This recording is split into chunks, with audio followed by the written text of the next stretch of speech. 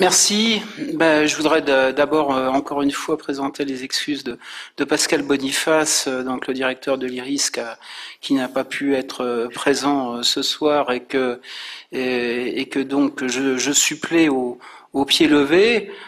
Écoutez, c'est moi qui suis finalement ravi d'être parmi vous parce que je trouve cette initiative extrêmement intéressante et d'ailleurs j'aurais remercié à la fois le gouvernement d'Andorre et puis Marie-Angels Villana que j'ai eu très très rapidement au téléphone à partir d'hier soir pour venir aujourd'hui et qui a tout fait pour que je puisse arriver dans de bonnes conditions dans un délai record.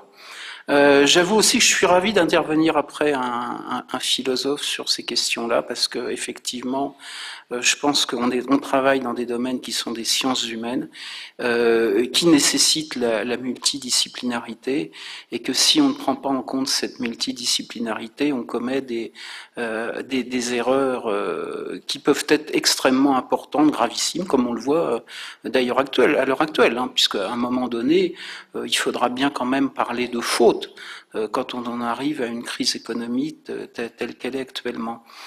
Peut-être d'ailleurs deux remarques ou comment dire, deux réflexions après ce qui vient d'être dit. La première qui me vient à l'esprit, c'est que quand même comment dire, cette période de l'économiste roi, elle est née finalement aussi après la chute du mur de Berlin et la grande dérégulation aux États-Unis, et se fait à partir du début des années 90. Et moi, je sais que dans le domaine que je connais le mieux, qui est celui de l'industrie d'armement, on est passé effectivement dans un modèle de marché petit à petit qui est devenu pur au début des années 90. Alors là, peut-être justement comment dire, un espoir, c'est qu'on est en train, dans ce domaine, donc celui que je connais, on est en train d'en revenir. C'est-à-dire que à l'heure actuelle, notamment à la Commission européenne, on vient de faire passer deux directives, notamment une sur les marchés de défense et de sécurité, et le but c'est de créer un marché avec les règles du marché pour ce qui est de l'industrie d'armement en Europe. Sauf que si on regarde la situation, c'est-à-dire situation économique où les budgets de défense diminuent en Europe, si on regarde le fait qu'il y a compétition accrue sur les marchés à l'exportation et que ce n'est pas un marché en réalité, on est dans un domaine qui est extrêmement politique, l'armement, où la souveraineté s'ajoute, où même nous, par rapport aux Américains, on se dit est-ce que je vais acheter américain parce que est-ce que je ne serai pas dépendant? Et donc ce n'est pas uniquement économique.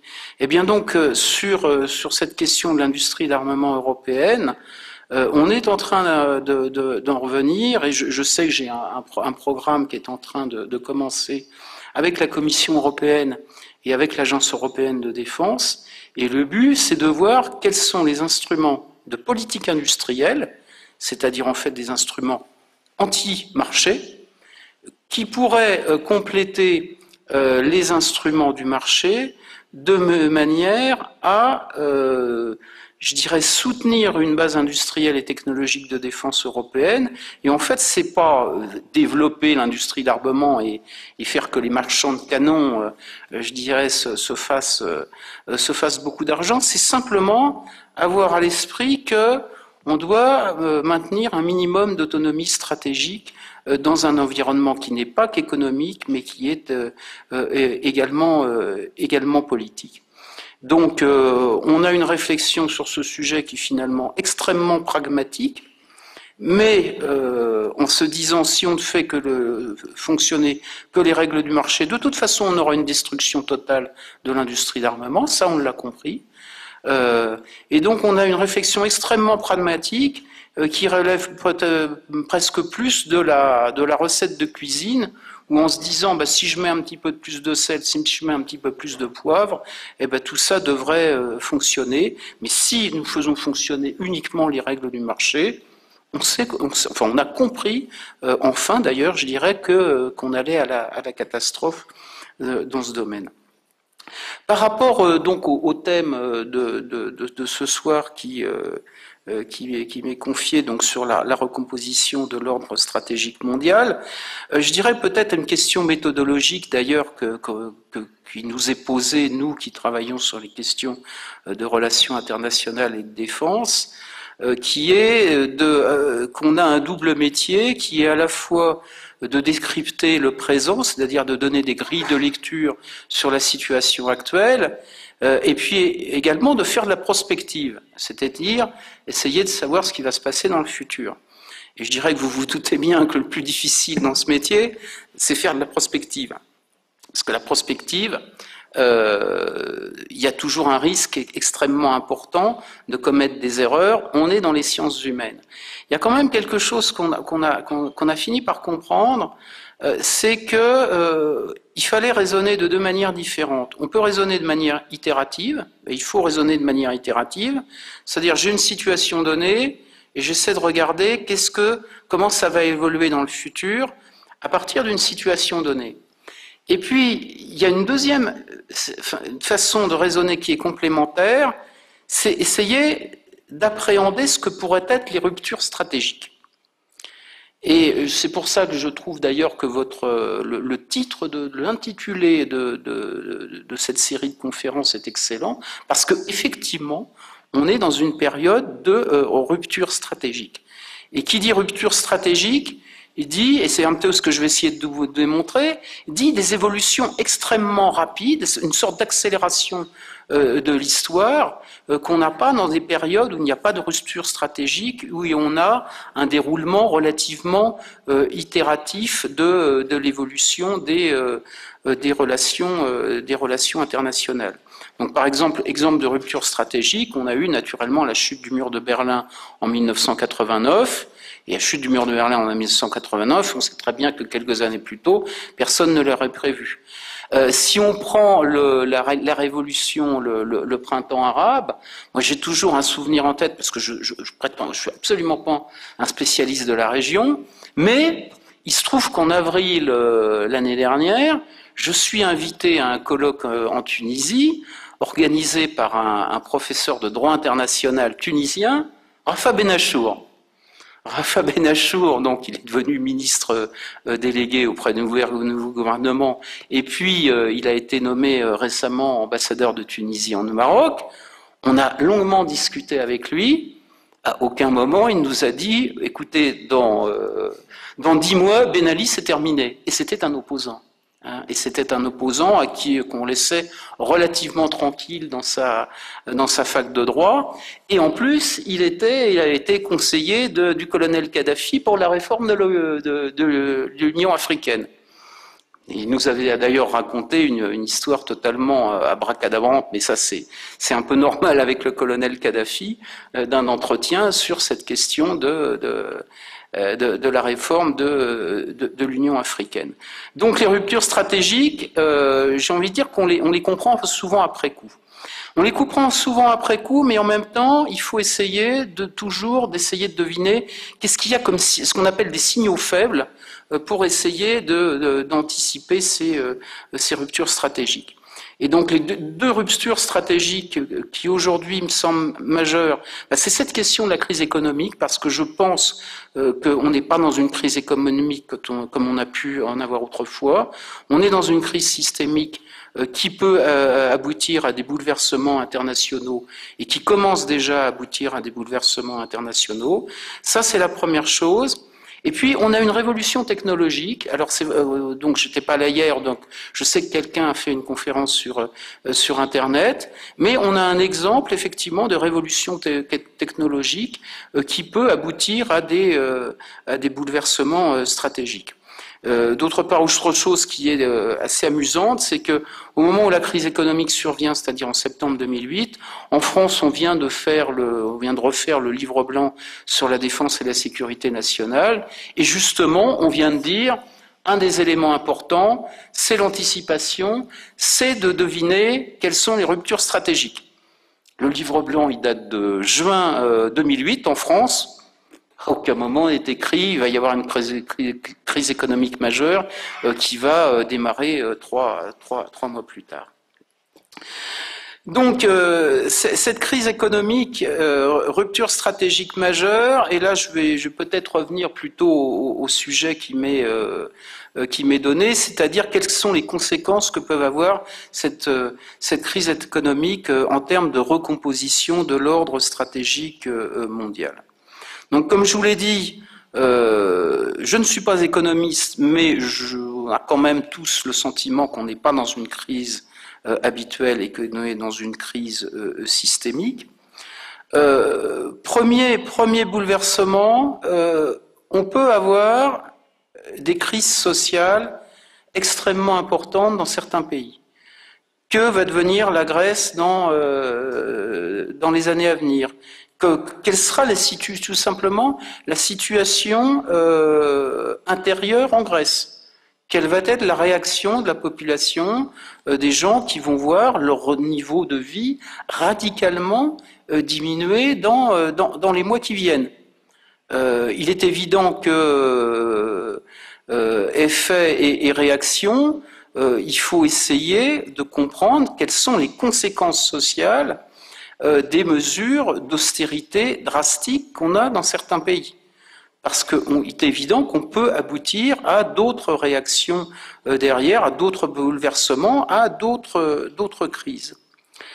Deuxième effet de cette crise économique, je me souviens qu'en 2008, c'est-à-dire sur la première phase de la crise économique, on s'était tous posé la question de savoir, dans notre domaine donc, quels sont les gagnants, quels sont les perdants. Et dans un premier temps, on s'est tous dit, bon, finalement, il n'y a pas de gagnant, il n'y a pas de perdant, tout le monde souffre de la première étape de la crise économique de 2008. Aujourd'hui, avec la crise de la dette, on n'est pas du tout dans la même situation.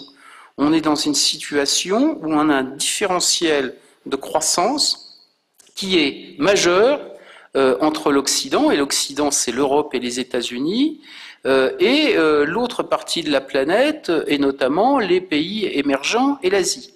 Avec une différence de croissance relative donc à 10%, comme c'est le cas aujourd'hui, vous faites ça pendant quelques années, et vous avez une inversion des rapports de puissance qui se fait à échelle de 15-20 ans.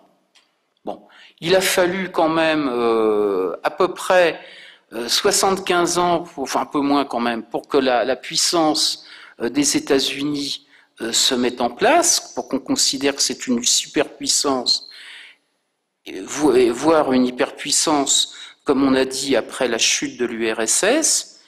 Est-ce que la puissance américaine peut tomber en l'espace de 15 ans?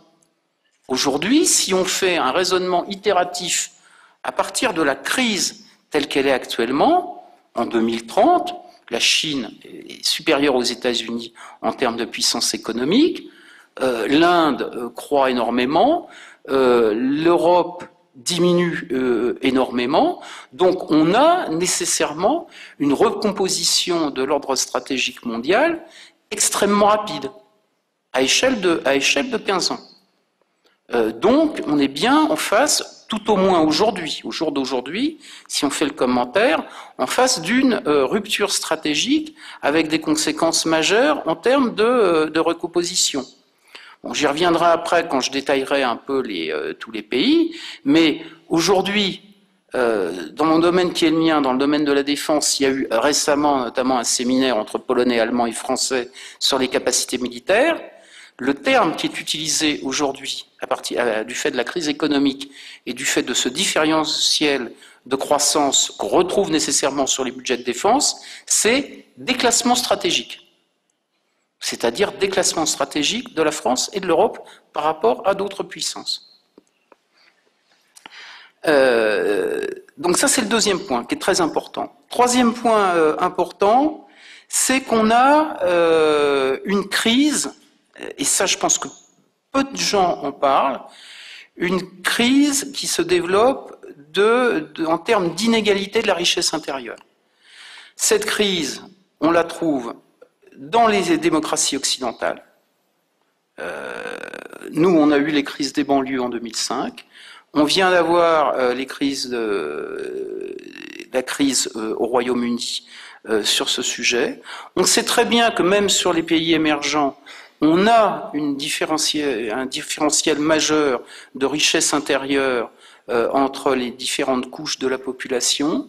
Il est évident que ces différentiels de richesse liés également au phénomène Internet, c'est-à-dire la connaissance. Tout le monde sait tout, c'est sur tout maintenant. Autrefois, finalement, je dirais que les pauvres ne connaissaient pas les riches et vice-versa.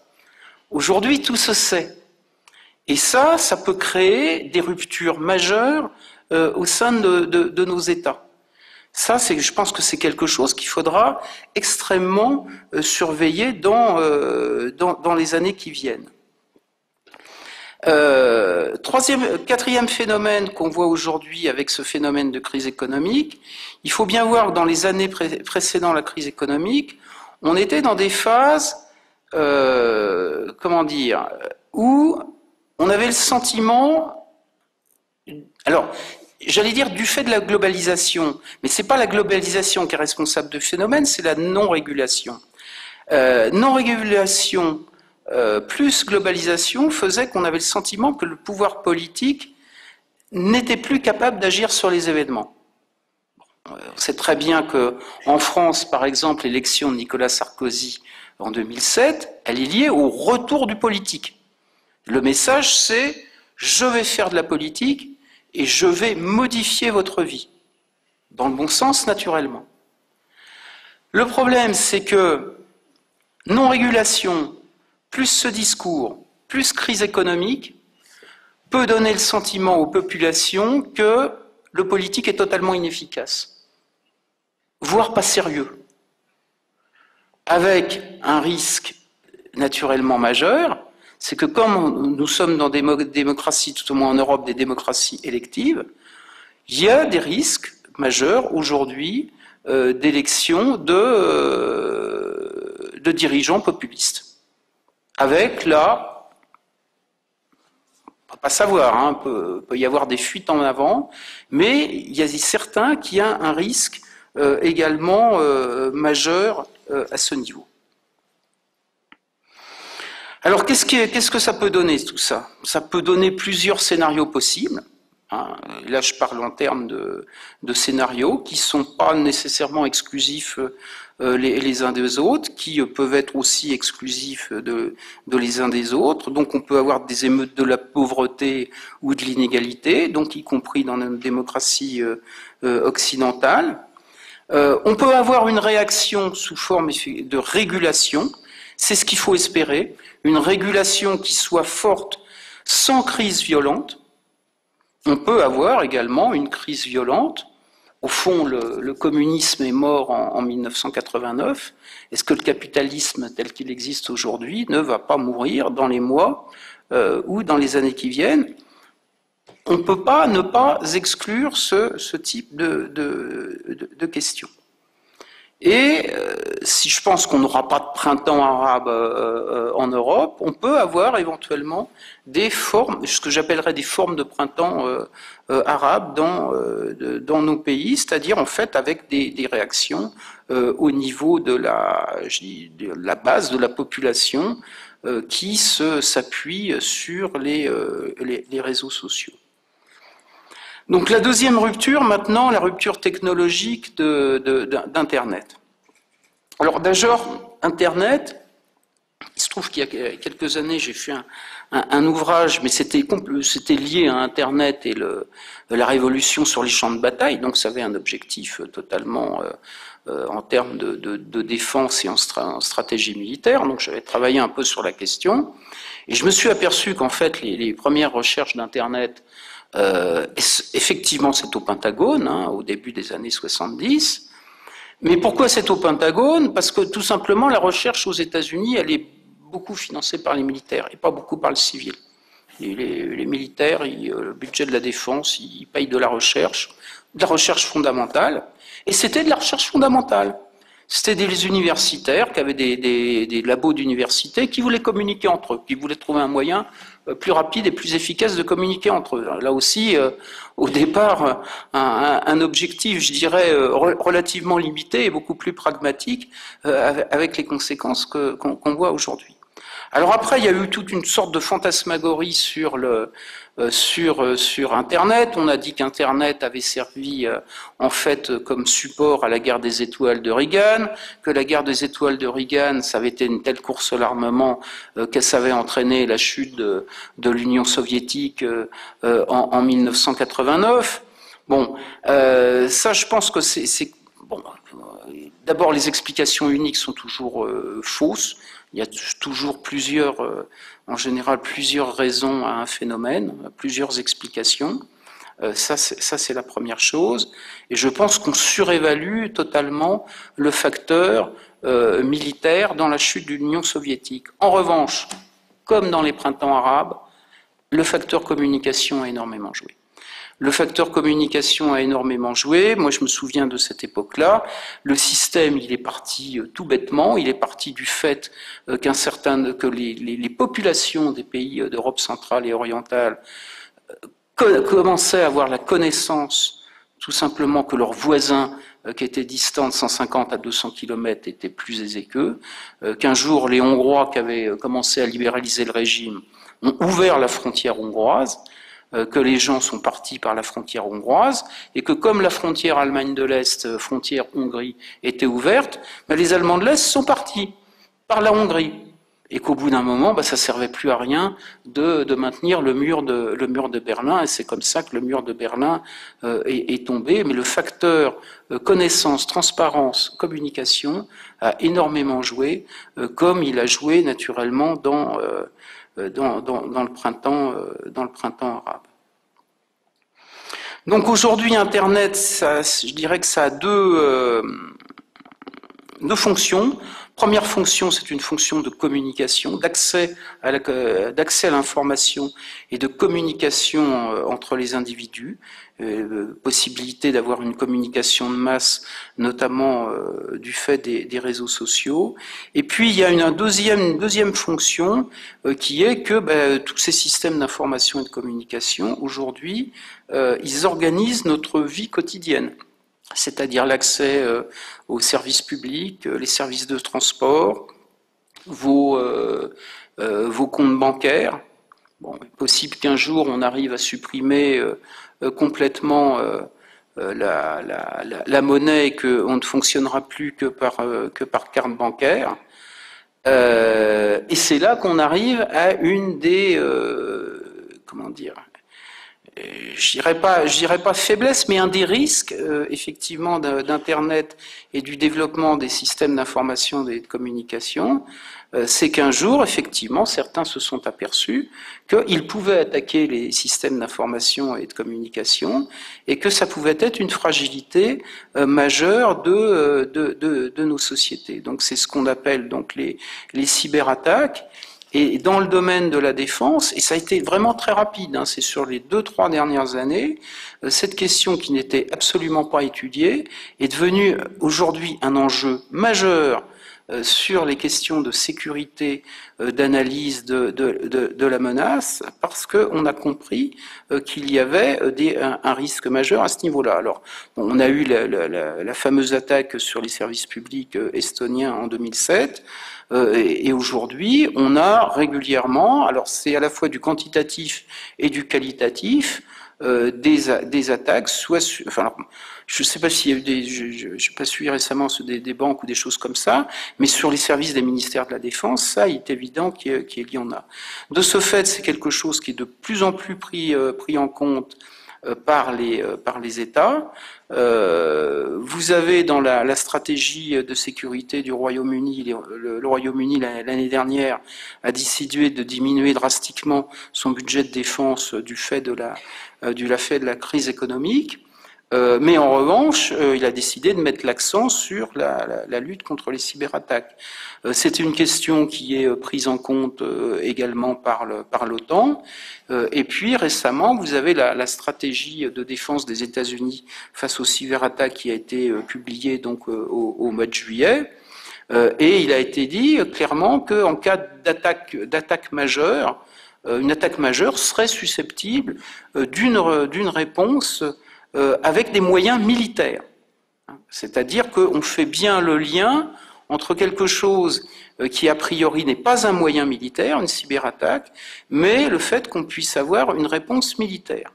Alors aujourd'hui, on n'en est pas encore à réfléchir en termes de est-ce qu'une cyberattaque peut devenir une arme de destruction massive?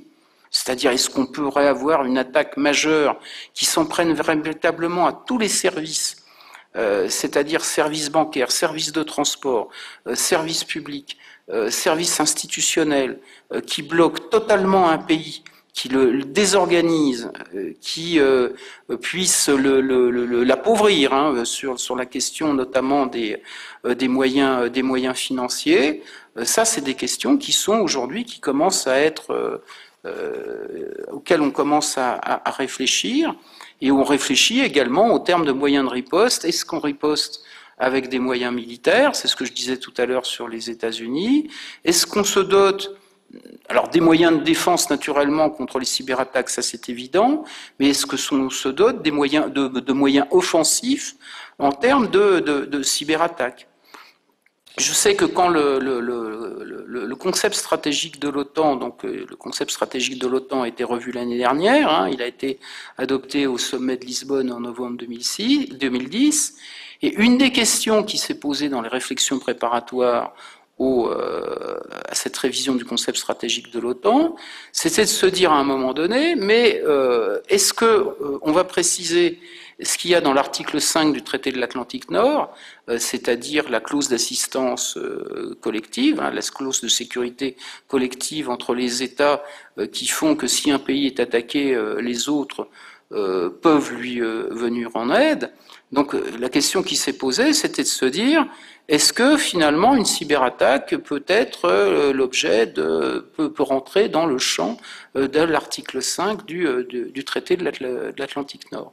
Et tout ça, c'est lié donc à cette rupture technologique qui a donc commencé dans le début des années 70 et qui s'appelle Internet. Je reviens quand même un peu en arrière sur l'autre volet, l'autre fonction d'Internet, c'est-à-dire qu'est-ce qu'on peut avoir en termes de développement par rapport à la recomposition de l'ordre stratégique mondial. Ce qui est sûr, c'est que ça a entraîné une capacité beaucoup plus grande des opinions publiques à s'opposer directement au gouvernement.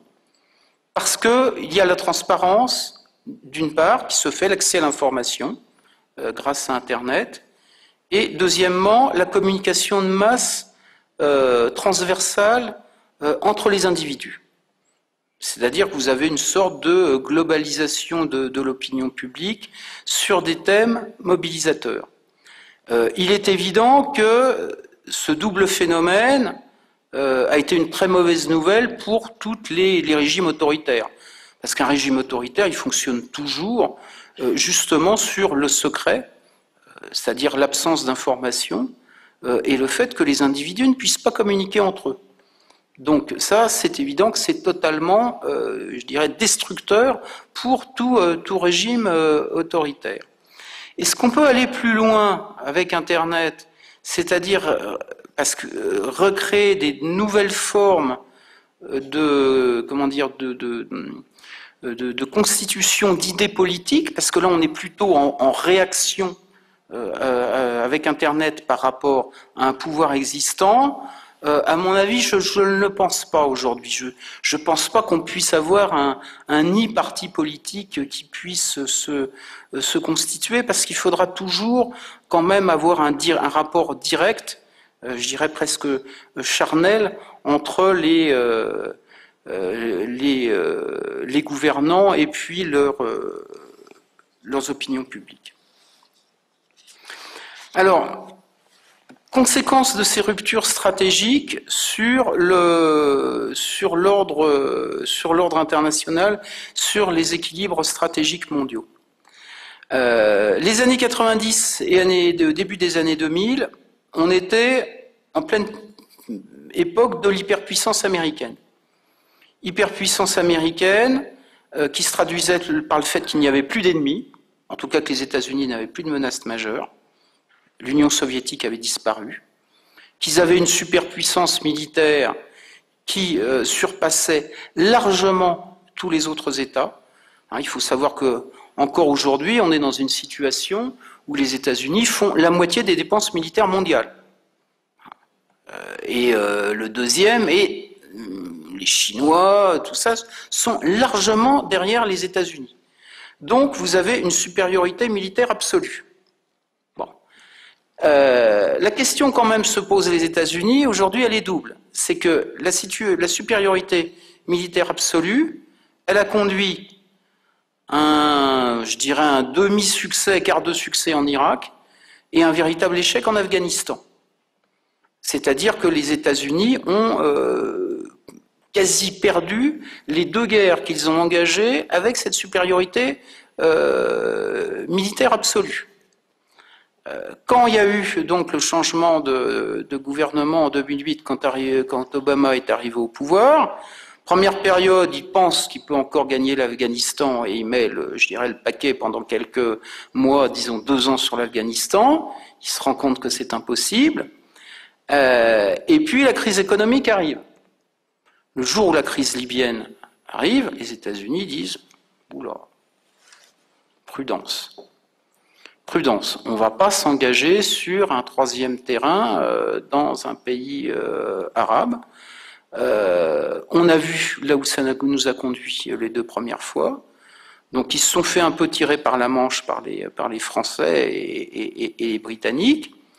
Ils ont fait des frappes pendant 15 jours, puis après ils se sont mis en retrait. Ils nous ont quand même aidés parce que, faut être honnête, on n'a pas ni les moyens de surveillance, ni les moyens de ravitaillement en vol de certaines capacités de logistique pour faire l'opération. Donc ils nous ont quand même aidés. Mais sans revenir à un véritable isolationnisme des États-Unis, il est évident qu'on va avoir une très très très grande prudence dans les années qui viennent quand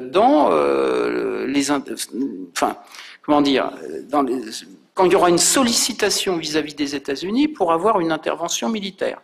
Et en général, dans ces cas-là, c'est toujours les militaires les plus prudents d'ailleurs. C'est pas les diplomates les plus prudents, c'est toujours les militaires pour dire oula, non, ça, on n'y va pas. C'est-à-dire que quand ils y vont, notamment les Américains, mais en revanche, quand ils ont décidé que c'était pas opportun d'y aller, à ce moment-là, ils freinent des cas de fer. Bon. Et il faut bien voir que le budget de défense des États-Unis, je vous ai dit qu'il était extrêmement important. Aujourd'hui, il est à peu près de 700 à 750 milliards de dollars, donc un peu plus de 150 milliards de dollars d'intervention extérieure. Ce qui est prévu, c'est quand même une diminution de 400 milliards de dollars dans les 10 ans qui viennent. C'est-à-dire 40 milliards de dollars en moyenne par an. Donc c'est une réduction qui n'est pas mineure, parce qu'en général un budget de défense, ça fonctionne comme un tanker, notamment quand vous avez une industrie d'armement, vous pouvez pas freiner, mettre les 2 pieds sur la pédale de frein et tout stopper. C'est pas possible. Donc quand vous avez des diminutions de 4-5%, c'est déjà extrême par an, c'est déjà extrêmement important. Par rapport aux États-Unis, ce qui est frappant également à l'heure actuelle, c'est qu'ils sont dans une situation où ils ne fonctionnent plus en termes d'unipolarité. Ils ne sont pas non plus on ne peut pas dire que le monde est multipolaire aujourd'hui, mais ils essaient de faire ce qu'on appelle du multi-partnership. Le multi-partnership, c'est on fait du partenariat avec les Européens dans le cadre de l'OTAN, on fait du partenariat avec la Russie, on essaie de faire du partenariat avec la Chine, c'est-à-dire qu'on essaie de gérer le monde avec différents partenariats. Ça, c'est la stratégie qui est adoptée à l'heure actuelle par les États-Unis. Et ce qu'on voit également, par le biais de ce partenariat, c'est également le déclassement stratégique des Européens dont je vous ai vu tout à l'heure. Parce que les Européens, ils sont, depuis qu'Obama est arrivé au pouvoir, ils sont un peu négligés. Les Européens attendaient beaucoup d'Obama après son élection, après les 8 ans de George Bush, et ils ont été, je ne sais pas si on peut dire déçus, mais tout au moins surpris par l'attitude de l'administration américaine, qui, sans les snober, a considéré que c'était plus là que ça se passait en fait, ou en tout cas plus uniquement là. Quelqu'un à l'OTAN me disait récemment que autrefois les Américains, il y avait toujours un secrétaire d'État qui passait, ils étaient tout le temps là. Il me dit là, on les voit très peu souvent. Et quand il y a des projets de développement à l'OTAN, l'ambassadeur des États-Unis à l'OTAN a plutôt tendance à dire « Oh ben non, nous on ne souhaite pas que l'OTAN fasse quelque chose sur le sujet ». Donc ils sont extrêmement prudents à ce niveau-là. Autre phénomène qui montre qu'il y a quand même une évolution stratégique, il faut toujours aussi s'attacher aux symboles.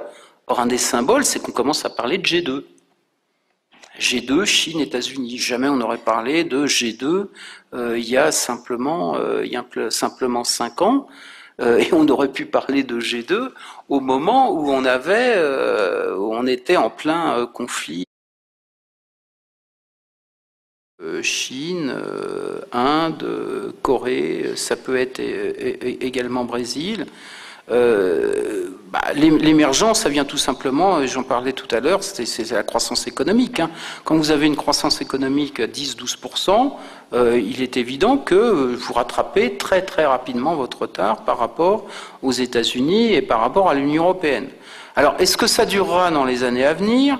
Est-ce que notamment le fait que ces pays n'ont pas encore véritablement de marché, et ça vient du fait qu'il y a des déséquilibres de richesse intérieure qui sont majeurs et qui de toute façon créent une fragilité sur ces pays? Ça, c'est une question qu'on peut se poser. L'autre problème de ces pays, c'est également d'émerger sur la scène internationale en tant qu'acteur responsable. Bon, on l'a bien vu sur la crise libyenne.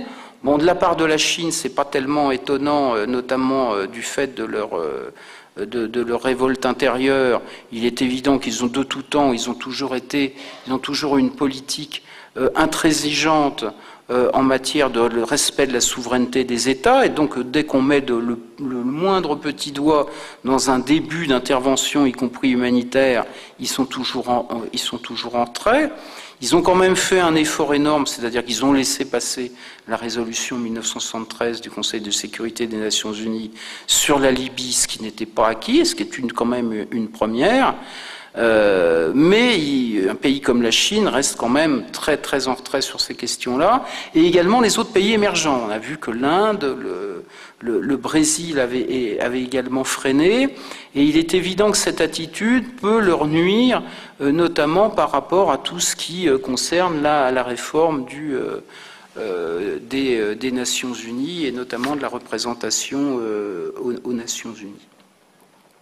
L'Europe, et j'en terminerai par là, l'Europe est en panne aujourd'hui. Alors l'Europe est en panne, et en même temps, comme ça a été dit tout à l'heure, c'est vrai que la crise économique a finalement un effet bienfaiteur sur l'Europe, c'est-à-dire que les Européens, s'ils veulent sauver l'euro, sont obligés tout d'un coup d'être européens, c'est-à-dire de faire preuve de solidarité et de trouver des solutions communes.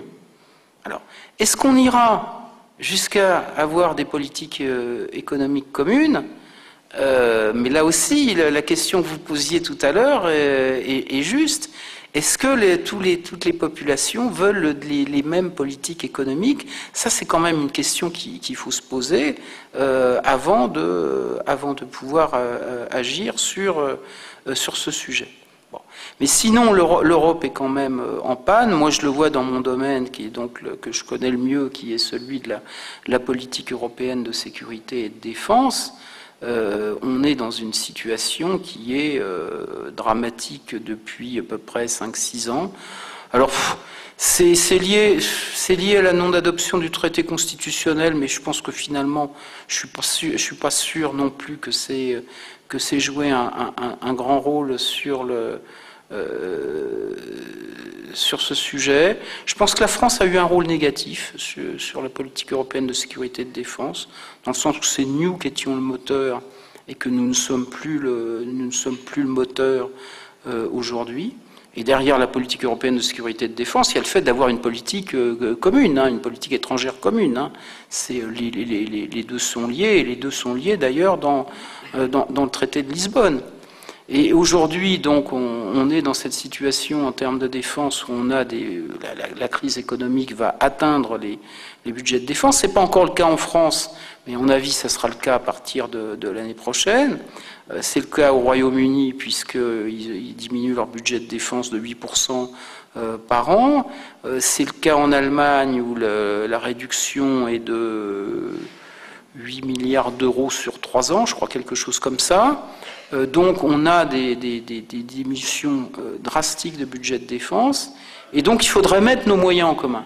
Bon, on sait que le seul moyen de s'en sortir, c'est de mettre nos moyens en commun, c'est-à-dire de créer des capacités militaires communes, d'essayer d'avoir des programmes d'armement communs et d'accélérer la consolidation industrielle. Bon. Et aujourd'hui, on est dans cet exercice qu'on appelle le pooling and sharing, c'est-à-dire la mutualisation et le partage capacitaire. Ça fait 2-3 ans qu'on en parle et on ne débouche sur rien. Donc on reste sur des politiques qui sont extrêmement frileuses, extrêmement nationales. Ce sont des politiques qui restent ancrées sur le territoire, et avec ce risque, donc, je vous ai dit, de déclassement stratégique au niveau militaire. Alors, bon, c'est vrai que la puissance militaire, on l'a bien vu en Afghanistan et en Irak, c'est pas tout. Hein, c'est évident que c'est pas tout. C'est évident que l'Europe a d'autres moyens. Et finalement, Catherine Ashton et certaines autres personnes disent, Nicole Niesotto d'ailleurs en France, disent, finalement, est-ce que notre atout, ce n'est pas le fait qu'on ait des moyens civils? Est-ce que c'est pas notre puissance civile? Est-ce que c'est pas notre capacité à faire de l'aide au développement? Effectivement, c'est une question qui peut se poser. Mais on risque quand même d'avoir un déséquilibre à terme si on n'a pas non plus cette jambe militaire pour peser sur la scène internationale. Et en tout cas, pour compter, ça va nécessairement nous poser un problème pour compter face aux États-Unis. Parce que, qu'on le veuille ou non, l'instrument de sécurité, aujourd'hui, c'est pas l'Union européenne, c'est pas la politique européenne de sécurité et de défense, c'est l'OTAN, et dans l'OTAN, on est face aux États-Unis. Et même si les États-Unis se désengagent de l'OTAN, ils auront toujours le moyen de nous dire non s'ils ne sont pas d'accord avec nous. Ça c'est évident. Et là, on est nécessairement dans un des rapports de force, et le rapport de force, il va pas, je dirais, il va pas s'arranger dans les années à venir. Voilà. Merci.